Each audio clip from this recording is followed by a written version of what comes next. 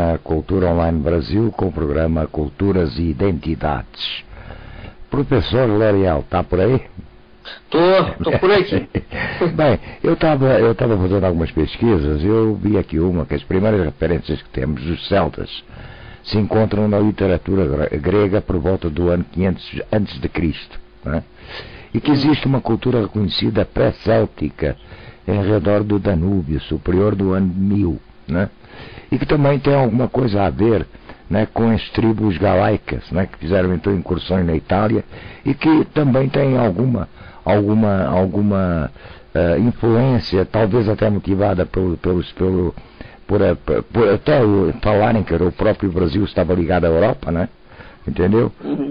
Com os nossos nativos.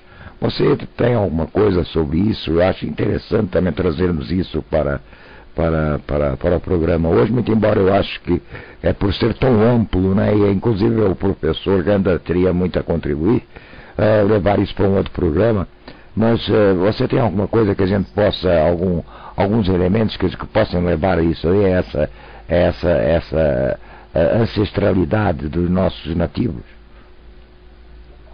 Claro, talvez um dia a gente consiga trazer também a contribuição da professora Ana Donardi, né, nessa matéria celta. Né? Quais são, o que hoje é considerado os países célticos clássicos? Vamos dizer assim, é a Bretanha armoricana, que está na França, né?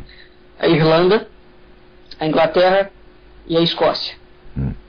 A Galiza e Portugal, como teoricamente perderam as suas línguas celtas para o latim, não são considerados países célticos. Né? Mas, segundo alguns literatos, segundo a linguística histórica, desculpe, o lusitano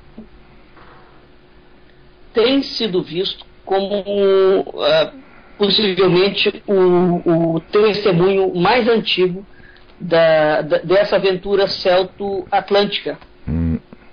E na Galiza, por exemplo, têm sido encontrados vários sítios arqueológicos, né, que demonstram essa antiguidade e a presença dos celtas na Galiza, né, em que aí, a partir desse contexto, nós temos, de certa forma, um tipo de unidade cultural, né, desses países célticos. Então a gente teria a Península Ibérica, a Bretanha armoricana, que é a França, a Irlanda, a Inglaterra e a Escócia. Dentro desse aspecto, a gente tem digamos, um patrimônio linguístico, cultural, que tem um fundo de tradição oral muito forte, né? Porque os celtas eram um povo que cultivavam, que tinha uma cultura oral e simbólica muito forte, né? Então, a partir do momento que hoje já se consegue ter essa ligação, mas, por exemplo, quando a gente fala em celta, nós temos uma tendência ao que eu falei no bloco anterior. Os pesquisadores, a linguística histórica demonstra, e a arqueologia também, que os celtas não tiveram uma atuação uniforme ao longo da Europa. Eles poderiam ser encontrados desde a Índia até o Egito. Então, um povo que se espalhou, né, espalhou muito em relação a isso. Então, ainda está sendo descoberto muita coisa sobre a presença celta, etc. Tal. Mas o que já se sabe já dá panos para manga. Porque eu estava... Então, Oi. Eu estava relacionando isso, essa alusão que eu fiz ao nativo brasileiro, aquela identidade sentida por aquele índio lá na Irlanda. Sim, pelo Cacaverá. Isso, aquela identidade que ele sentiu. Então, quer dizer, porque repare, não é à toa que um índio, no caso que eu tenho essa possibilidade de reinventar ou de se colocar, né, nessa cultura, se ver nessa cultura através do livro. Se ele se identificou, ele teve uma identificação espiritual com isso. Não é isso? Sim, sim. Há várias lacunas. Por exemplo, não tem nada a ver com o assunto que nós estamos falando, mas na Festa da Língua, Nossa Cultores e Cantares, que nós vamos realizar no dia 6 de dezembro, isso. Né, aqui no Rio de Janeiro especificamente, nós vamos trazer o pajé Avaju Poti. Certo. E ele é um homem, é maestro, ele é doutor, é um pajé que tem doutorado em música, né?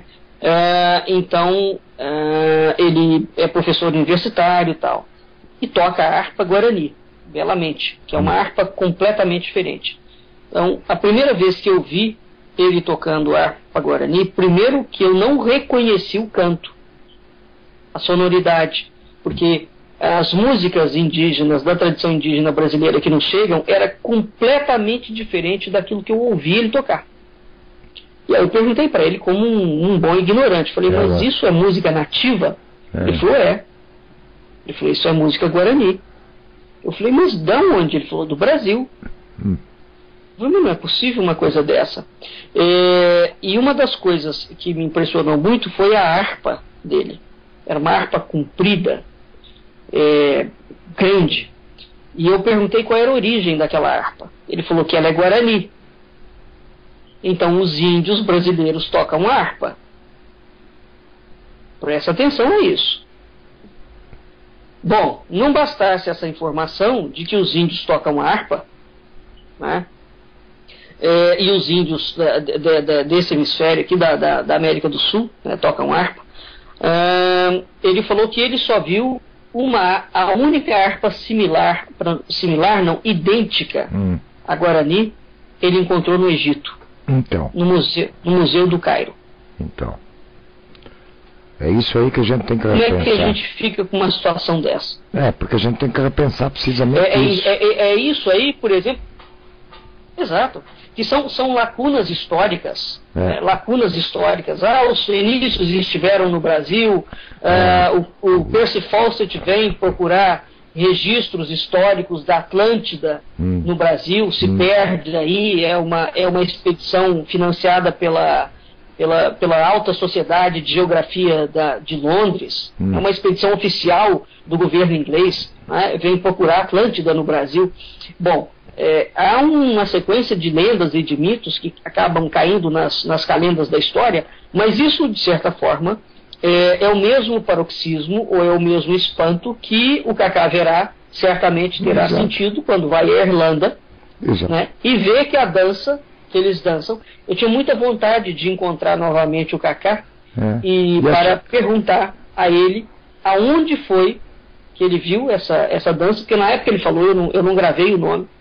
E qual é a dança indígena que é similar a essa que ele viu? Porque não foi só a dança, pelo visto, acho que até pelo som, a sonoridade, ele também se identificou. Sonoridade, tudo. Então, foi a dança e a música. São aquelas tais lacunas, como você bem falou, da história, que não foram exploradas, talvez até pela falta de interesse, ou então até pelo comodismo, né, dos nossos próprios literatas, né? Porque, por exemplo, já é documentado que o primeiro instrumento musical tocado no Brasil é uma gaita de fole, né? Essa gaita será a gaita portuguesa ou será a gaita galega? Os portugueses não querem que seja galega. Os galegos falam que é uma gaita galega. De certa forma, então, há já músicos também, pesquisadores, que conseguem encontrar em músicas tradicionais brasileiras, músicas de raiz, elas são músicas celtas.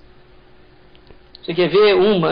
Minha voz é horrível, mas não vou cantar não, porque senão eu assusto todo mundo. Mas eu só vou... algumas pessoas criadas no interior devem se identificar ou ter lembrado de ouvir essa música em algum momento. Ela é uma música galega, ela não é brasileira. É uma que fala assim: eu estava na peneira, eu estava peneirando. Essa música é galega. E ela veio para o Brasil. Bom, se ela veio para o Brasil, ela veio de quê?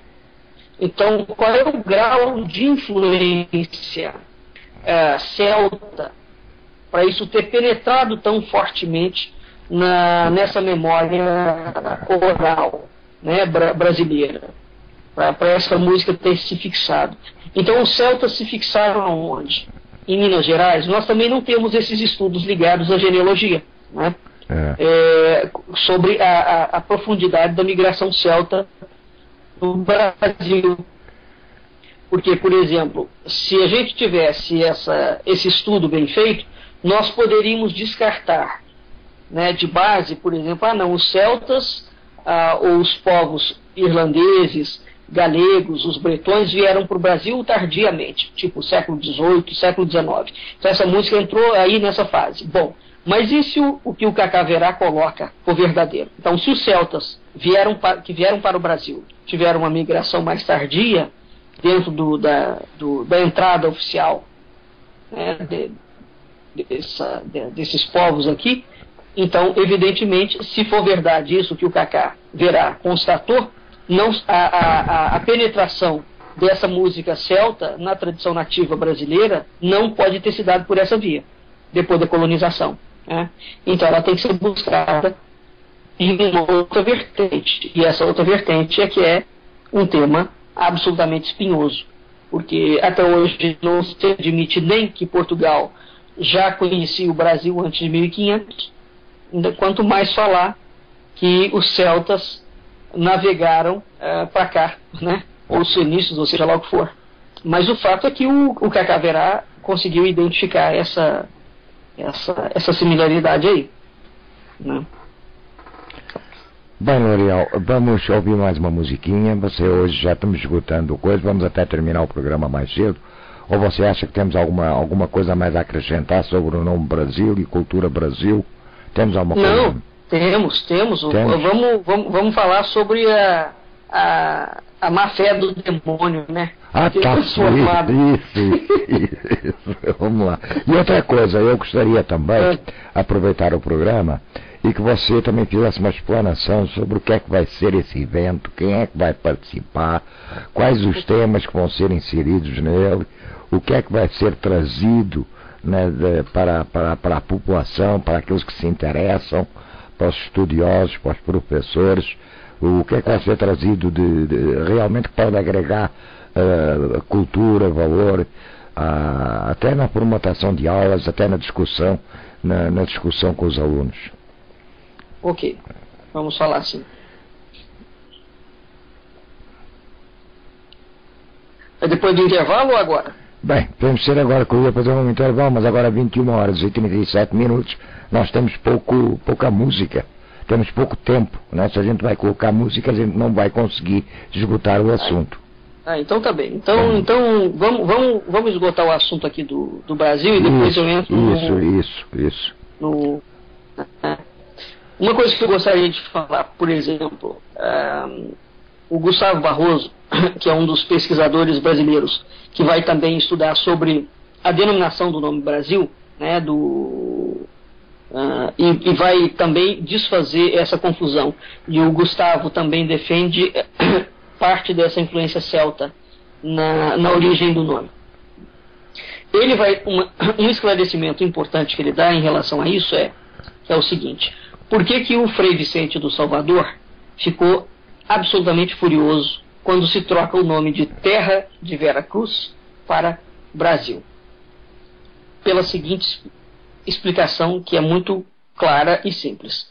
O patronímico brasileiro, ao invés de brasiliense, que é a forma correta, esse patronímico indica aquele indivíduo que se ocupava da extração do pau-brasil, ou seja, da madeira. Ele não significa a pessoa que nasceu no Brasil. E é interessante, porque o Brasil hoje, quem nasce no Brasil, nós falamos que é brasileiro, não é? Uhum. Certo? Certo. Está errado. Pois é, mas quem nasce no Brasil não é brasileiro. O patronímico correto é brasiliense. Exatamente. Brasiliense. O brasileiro era aquele indivíduo que fazia comércio de pau-brasil. Não é o indivíduo que nascia na terra. Então, essa tradição do brasileiro, ao invés do brasiliense, é o que predominou, né?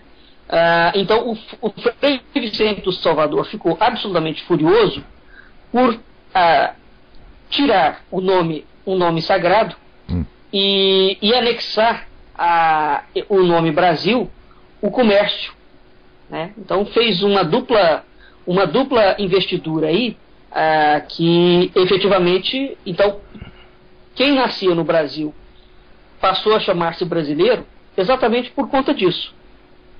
Porque se de fato o Brasil tivesse sido batizado como Brasil e não como terra de Vera Cruz, quem teria nascido no Brasil, falava-se português bem naquela época, seria brasiliense e não brasileiro, né? E esse erro permaneceu até hoje e não se corrige mais, é impossível de ser corrigido. Mas essa tradição ainda continua, né? Ela se conserva no sentido de que se continua a aplicar em Portugal o nome de brasileiros que regressam do Brasil, aonde eles trabalham e aonde eles enriqueceram. O brasileiro, portanto, era a profissão daqueles indivíduos que extraíam a madeira do pau-brasil. Assim como o Gustavo Barroso dá essa explicação, o Afrânio Peixoto fala a mesmíssima coisa. A mesmíssima coisa. O brasileiro foi, a princípio, o traficante, o indivíduo que era ocupado em tirar o pau-brasil. Como, por exemplo, o ferreiro é o indivíduo que é encarregado de ferro. O carpinteiro. De trabalhar com ferro. O carpinteiro. Exato. Então, é porque essa desinência, né, o baleeiro, por exemplo, o cara que lidava com baleia. Isso. Né? Então, essa desinência eiro, né, o final de brasileiro, a desinência eiro é uma desinência profissional. Uhum. O brasileiro, o baleeiro, o ferreiro, o carpinteiro, aonde tem essa desinência, isso. Significa profissão. Então, aqui, o nome brasileiro de profissional, ele passou a ser patronímico. Isso. Ou seja, é o nome da pessoa que nasceu no Brasil. Então, os mineiros que trabalhavam nas Minas Gerais ficaram sendo futuramente os nativos de Minas Gerais, que também está equivocado, não é? Não poderia ser, né? Contudo, tentou-se num determinado momento colocar brasiliense ou brasílico ou brasiliano, né? Aqueles indivíduos que nasciam no Brasil, mas não pegou, não teve êxito de jeito nenhum. Houve algumas referências a brasiliano, né? Brasiliano tem algumas referências. Brasiliense, às vezes algumas pessoas usam esse termo relativo a Brasília, né? Isso. Quem nasce em Brasília é brasiliense. Mas pro Brasil, na verdade, o patronímico correto não pegou. Não, ficou o patronímico de profissão. Exato. Né? Então, a palavra brasileiro, com o tempo, ela vai passar a designar esses indivíduos que são moradores do país Brasil. Mas veja que, como nós falamos no início do programa, o Brasil teve 10 nomes até se estabilizar com o Brasil, por conta dessa grande resistência e correta, né, que havia, porque Portugal dá um nome oficial e depois entra um outro nome, e aquele outro nome vai fazendo um paralelo com a documentação portuguesa, ao ponto dele se fixar, né? E existe uma outra questão em relação a isso também. que o Tito Livio, nós começamos o nosso programa falando sobre o Tito Livio, né, a Ordem de Cristo. O Brasil não foi colônia. O Tito Livio, no livro dele com o Manuel Rodrigues Ferreira, que nós também citamos esse livro na altura, que é a História da Civilização Brasileira, e na Ordem de Cristo e o Brasil, nessas duas obras, ele faz um alerta para a distinção entre naturalidade e nacionalidade, né? Que é uma distinção hoje que as pessoas confundem por conta da coisa do brasileiro. Tá? O princípio jurídico da nacionalidade portuguesa aos brasileiros né, aos brasilianos. Isso. Né? Então, o princípio jurídico da nacionalidade portuguesa aos brasileiros, ele é instituído oficialmente pelo Conselho das Índias em 1605 e mais tarde no Conselho Ultramarino, aonde está declarado ipsis literis que todos os indivíduos que nascem no Brasil não são brasileiros, são portugueses. Certo? Certo, nessa convenção. E isso, por exemplo, é algo que não se ensina. Né? Não se ensina. Porque os professores, ao ensinarem erroneamente que Brasil é o nome do Brasil, e nunca foi, chamava-se Terra de Vera Cruz, então quem nascia na Terra de Vera Cruz era português. Depois ficou assim, o português que nascia em Portugal era o português de Portugal. O português que nascia no Brasil, quando o nome se estabiliza como Brasil, é o português do Brasil. Mas ele é português. Assim como o paulista que nasce em São Paulo, ele é paulista, mas ele é brasileiro. Né? Então o indivíduo que nascia no Brasil, ele era português. Sob o ponto de vista do Tito Livio, que o Brasil não foi colônia, né? Então, Exato, não, e está estabelecido no Conselho Ultramarino, em 1605. Está instituído, é oficial. Então, um indivíduo que nasce, independentemente, ele terá os mesmos privilégios, as mesmas prerrogativas daquele indivíduo que vive ou nasce, seja em Lisboa, seja em Goa, seja em Angola. O que resulta disso? Que existe uma concepção. Portugal aqui tem uma concepção de unidade continental, né, de unidade ultramarina. Então, inapropriadamente, os compêndios de história vão sobrepor naturalidade com nacionalidade. Outra injustiça que vai se cometer em relação a Portugal e em relação à própria origem do brasileiro. Porque os documentos da história do Brasil, desse período luso-brasileiro, inclusive não se escrevia luso-brasileiro com hífen, como hoje a gente escreve. Era um único termo, luso-brasileiro. Por quê? Porque todas as pessoas naturais do Brasil, isto é, nascidas no Brasil, eram portuguesas por nacionalidade. Tá? E eram brasileiras por naturalidade. Então, o cara que nasce em São Paulo é natural de São Paulo. Pronto. Mas ele é brasileiro. Era isso. O indivíduo que nascia no Brasil era português. Então, qual era a nacionalidade dele se hoje ele tivesse passaporte? Nacionalidade portuguesa. Aonde você nasceu?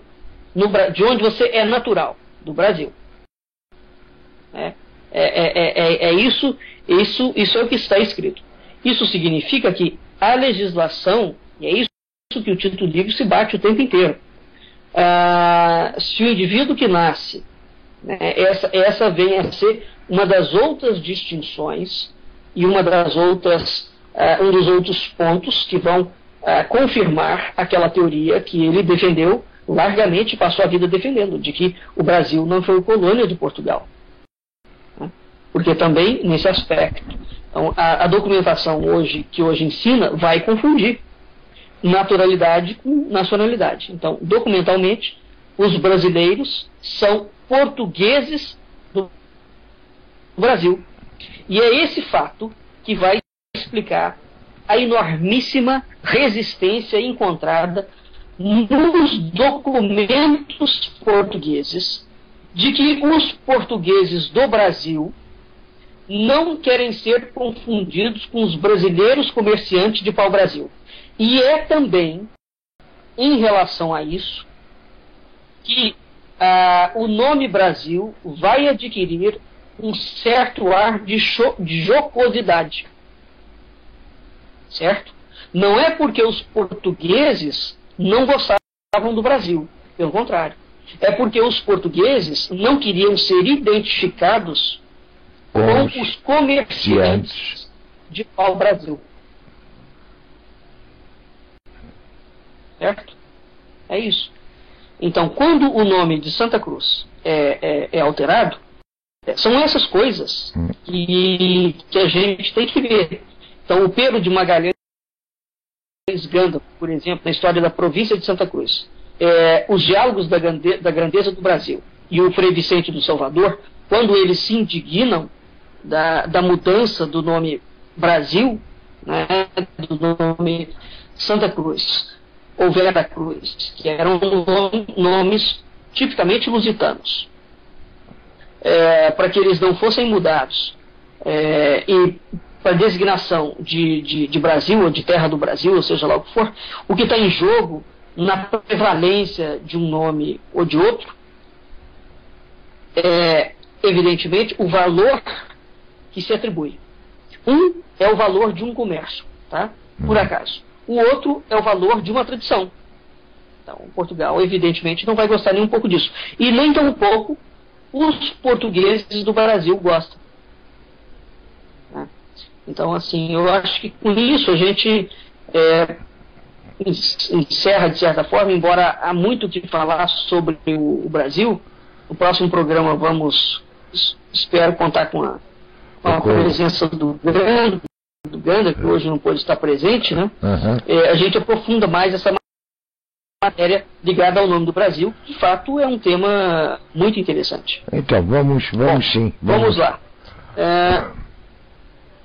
Vamos agora falar para os nossos ouvintes sobre a festa da língua. Isso. Né? O que nos objetivou? A festa da língua é uma grande celebração intercultural, luso-afro-brasileira, que está acontecendo em vários estados no Brasil e acontecerá também em Portugal e em vários países falantes de língua portuguesa no dia 6 de dezembro de 2014. Né? Ao mesmo tempo. Então, no dia 6 de dezembro, espalhados em vários países, nós vamos ter uma grande comemoração que festeja a amizade, a paz, a concórdia, a interculturalidade desses povos que falam a mesma língua, respeitando as suas especificidades. No Brasil, o evento como um todo, para o Brasil inteiro, tem o nome de Festa da Língua. A nossa programação aqui no Rio de Janeiro, nós vamos fazer uma programação que vai mesclar música, dança, fotografia e palestras, né? E nós vamos homenagear uma grande tradutora e intelectual brasileira, que é a Estela Leonardos. Estela Leonardos é talvez um dos últimos representantes vivos da terceira fase do modernismo brasileiro. Ela está viva ainda, a Estela está com 91 anos. Essa mulher, ela tem uma obra literária absolutamente monumental. Para cada estado brasileiro, ela escreveu mais de um livro. Ela é especialista em cultura oral e simbólica tradicional. É como se ela fosse o Ariano Suassuna de Saia, sabe? Só que o Ariano se reteve, né, a um aspecto mais nordestino, e a Estela não. A Estela passeou por todos os quadrantes da cultura oral brasileira. Então, para cada estado brasileiro, a Estela tem um livro. Ela tem mais de 200 livros publicados. É uma sumidade. Ela fala todas as línguas latinas. Todas. Né? As línguas vivas e mortas. Ela é um fenômeno. até hoje é a secretária, desde que a União Brasileira de Escritores foi fundada no Rio de Janeiro. Ela é a secretária, a primeira secretária da UBE até hoje, vem fazendo um trabalho absolutamente singular no sentido de divulgar o Brasil e a brasilidade brasileira, de permitir aos escritores, aos novos escritores brasileiros, o concurso, a implementação, o estímulo, né? A UBE tem dado um apoio muito grande para todos os escritores. Então a Estela, nós vamos homenagear a Estela Leonardos na Festa da Língua. Nós vamos abrir a festa um xirê, que é uma dança dos orixás, onde nós teremos uma companhia de dança que vai apresentar, fazer um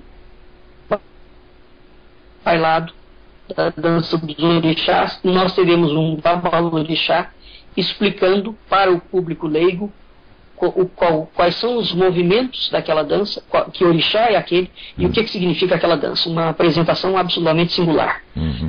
Nós teremos uma apresentação de uma cientista de anatomia da Universidade de Brasília, a doutora Jussara Rocha Ferreira, em que ela vai falar para nós sobre a voz humana dentro da história da filogenia. Porque, segundo a doutora Jussara, a filogenia descobriu que o que tornou o ser humano humano não foi o advento do cérebro, porque, segundo ela, o ser humano permaneceu durante 2 milhões de anos com o mesmo cérebro, e ele não desenvolveu linguagem e não se tornou sapiens. Misteriosamente, então, como é que surge a linguagem? É um mistério. Não se sabe. E o que se sabe é, o que tornou o ser humano humano foi o advento da linguagem, foi a voz, né? Então a palestra dela é a palestra magna. Nós vamos abrir com isso, né? Então vai se chamar A Voz Humana, o mais belo dos eventos da história da filogenia. Depois nós teremos o nosso querido professor Manel Gandra, onde ele vai tratar do tema do português. É um tema instigante. Ele pergunta, é uma pergunta: o português é uma língua de fogo? É uma língua santa? É a língua do divino, né? E aí nós temos também um intervalo onde a gente tem outra apresentação musical. Depois nós teremos também cânticos sagrados em Urubá, do grupo Sextantes. Nós também explicaremos, eles vão fazer vários cânticos cantados em Urubá, né, e cantos de ponto, cantos de tradição, que normalmente as pessoas não têm acesso. É uma coisa absolutamente magnífica também, com a explicação do que são aqueles cânticos e dentro das tradições. Nós vamos ter o doutor Amândio Silva, onde ele vai trazer algumas reflexões em torno da ideia de lusofonia e da língua portuguesa, porque esse tema nós temos, o que nos une à África? Para além das culturas, né, nós temos hoje a língua. Isso. Né? O que nos une a Galiza, o que nos une à Índia, o que nos une a Goa, Macau, enfim, por todos os lugares onde Portugal passou, para além da miscigenação cultural, dessa interculturalidade e dessa riqueza intercultural que todos nós herdamos, né? Nós temos a língua hoje. Então, o Amândio vai falar um pouco disso para nós. Depois nós temos um homem que é absolutamente brilhante. Há 3 grandes expoentes negros no Brasil atualmente, né? Vamos falar dessa forma, que é o primeiro secretário da Academia Brasileira de Letras, o Dr. Domício Proença Filho. Depois nós temos o professor Joel Rufino dos Santos. E depois nós temos o Salgado Maranhão. Esses 3 homens são, assim, 3 grandes ícones da cultura afro brasileira, né? São grandes intelectuais. O Salgado Maranhão, por exemplo, acabou de vir dos Estados Unidos, em que ele foi convidado, foi a convite, deu palestras, ficou muito tempo nos Estados Unidos. Ele falou em 50 universidades americanas. Você veja o que é isso. Um negro brasileiro que foi alfabetizado aos 15 anos de idade, tornou-se um dos maiores poetas brasileiros e um dos maiores poetas mundiais. Uma referência. Um homem tem uma obra literária, uma esperança. Um homem tem uma obra literária absolutamente singular, uma trajetória singularíssima. O Joel Rufino veio falar sobre uma grande tradição. Ele tem um livro, e eu pedi especificamente. O Rio de Janeiro tem um mito, que é o mito do gigante adormecido, né? O gigante deitado, o gigante de pedra. E ele tem um livro que fala o curumim que virou gigante. Então, um livro para crianças. Então eu pedi para ele vir contar, né, a história do curumim que virou gigante para todos nós, para a gente penetrar um pouco mais, que esse mito do gigante deitado no Rio de Janeiro é um mito tupinambá.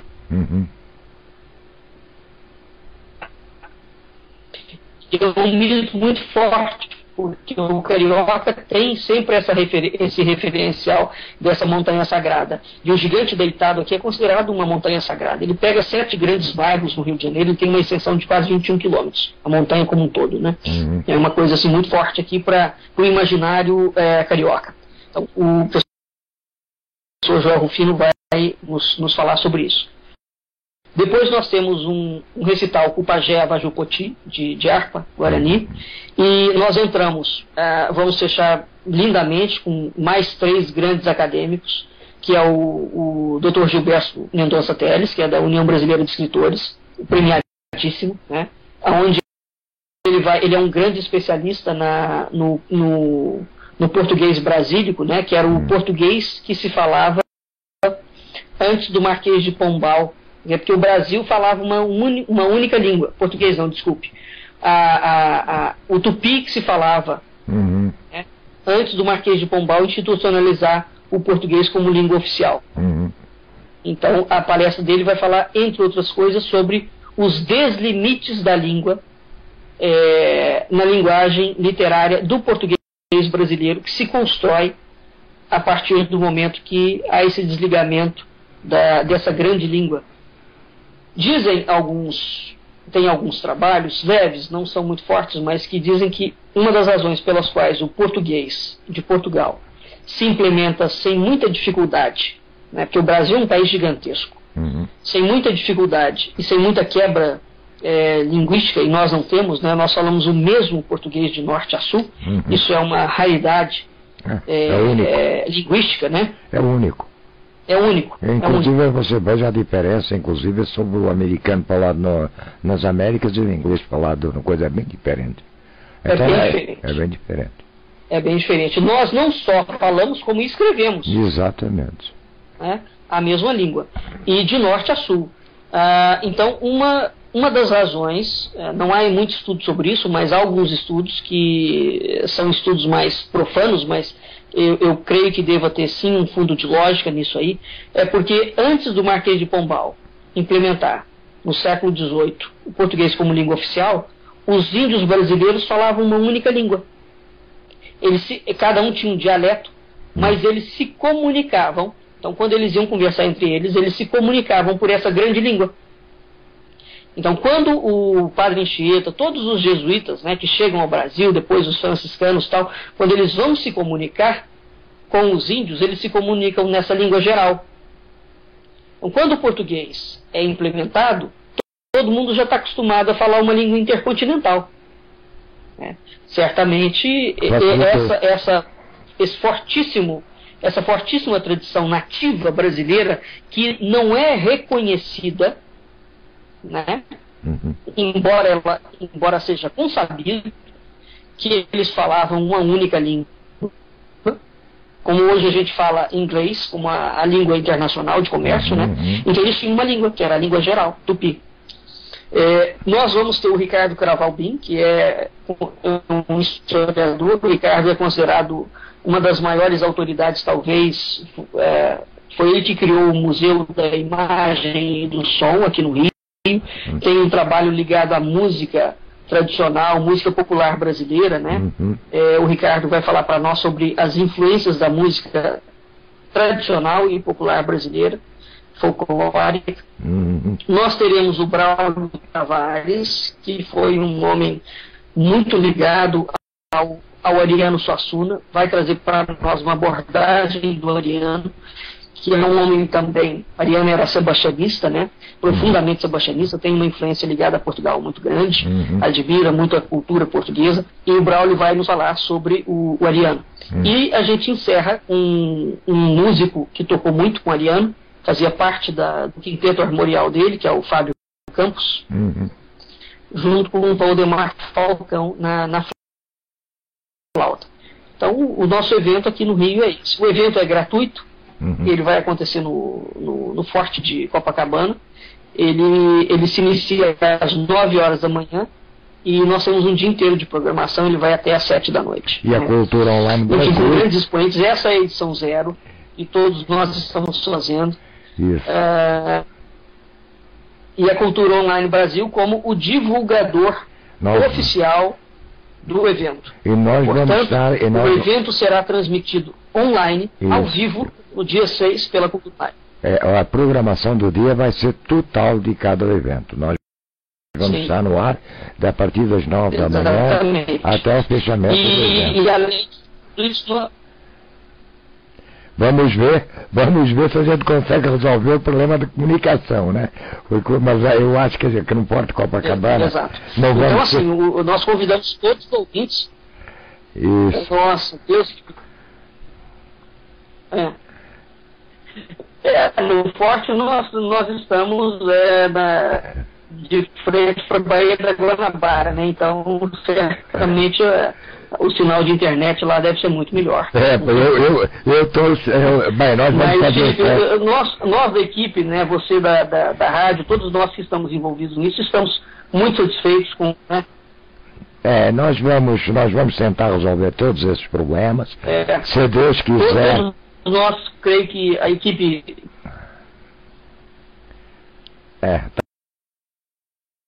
Estamos com problemas, mas nós vamos tentar resolver. Os ouvintes podem ficar. Hoje também. Hoje a coisa está complicada, mas os ouvintes podem ficar tranquilos que, se Deus quiser e Deus vai querer, né?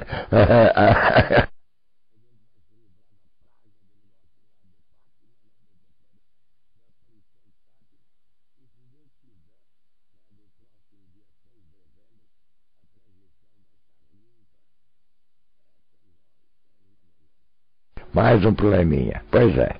Então, o problema é esse, o problema de comunicação, realmente, porque a gente está fazendo comunicação via Skype, tá? Eu e o L'Oréal lá no Rio.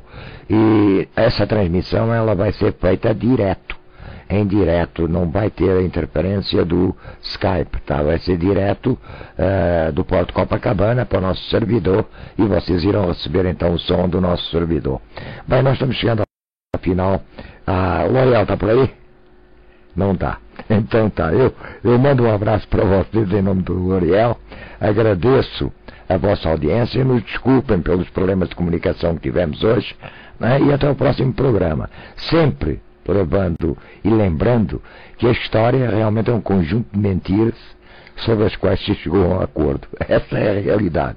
E esse programa tem essa finalidade, a finalidade de nos trazer leituras e também outros pontos de vista sobre a nossa história comum. Então seria muito bom que já anunciássemos também o tema do próximo programa e nós iremos continuar batendo nesse tema Brasil. E, como eu sempre vos falo, a cultura para nós não é entretenimento. Cultura para nós é cuidar do futuro sob a forma de palavras e de sons. Cultura Online Brasil, divulgando e democratizando cultura. Obrigado a todos pela audiência e até o próximo programa.